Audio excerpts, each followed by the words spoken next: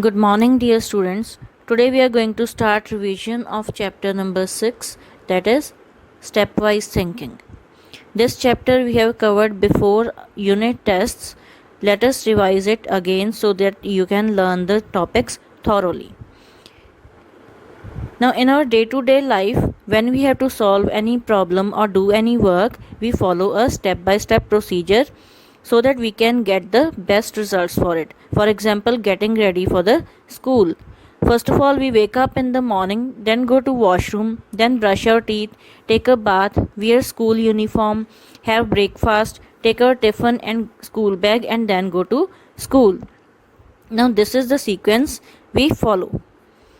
Now, if we interchange the steps, for example, can we take a bath before waking up in the morning? No.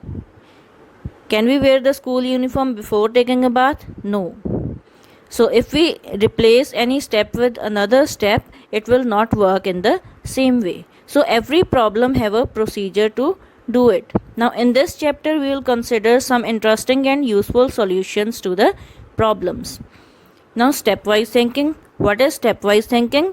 It is a kind of thinking activity with a purpose or goal in mind. The stepwise instructions help in completing a task easily and efficiently. Every activity can be performed by a sequence of steps that need to be followed. Now, our computer also follows our instructions and works accordingly in a step by step manner. It takes the instructions from the input device first, then it processes it and then gives the result on the output device. This process is called IPO, or input process output. It also solves the problem in a step by step procedure to give us accurate results. Now let us take some more examples in the form of case studies. Case study 1. To organize a birthday party, we will follow these steps. Step 1. Think and plan in advance to organize birthday party. We will decide with our parents to celebrate our birthday party at home and also finalize the list of guests in the party, which includes friends and teachers. Next, we will prepare the invitation cards. We can prepare the cards with the help of some software such as Word. We can make it attractive by applying different fonts, colors, background styles, etc. And we can also give the details about the day, date, time, and venue of the party. Now, next step is print the invitation cards. In this step, we will print the invitation cards for the guests we want to invite by using a printer. Next, we will distribute the invitation cards, then organize everything on the day. We'll make arrangements for the party at home. We'll decorate the room for the party. Then we'll get ready for the party. We'll wear new dresses or cap to look different from others. In next step, we'll welcome the guests with the snacks and soft drinks. In the 8th step, we will engage our friends in a variety of games and dance for their enjoyment. Then we'll perform cake cutting ceremony. Next, we'll invite our guests for dinner, give them return gifts and say them goodbye. So these were the steps required to have a wonderful birthday party, which can be a memorable moment for everyone. Next, second case study. The steps to draw and color kite in MS Paint. First of all, in step 1, we will start MS Paint and click on the line tool with the mouse pointer and bring the pointer to the drawing area.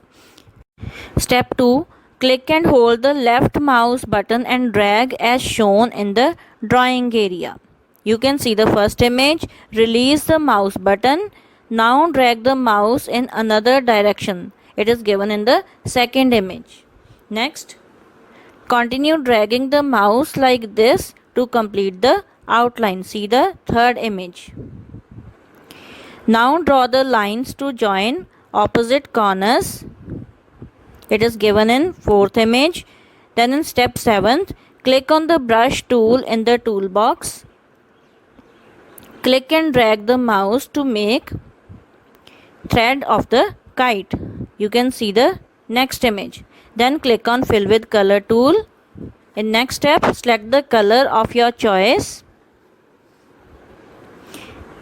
and fill the color in the kite, and your colorful kite is ready. Now next case study.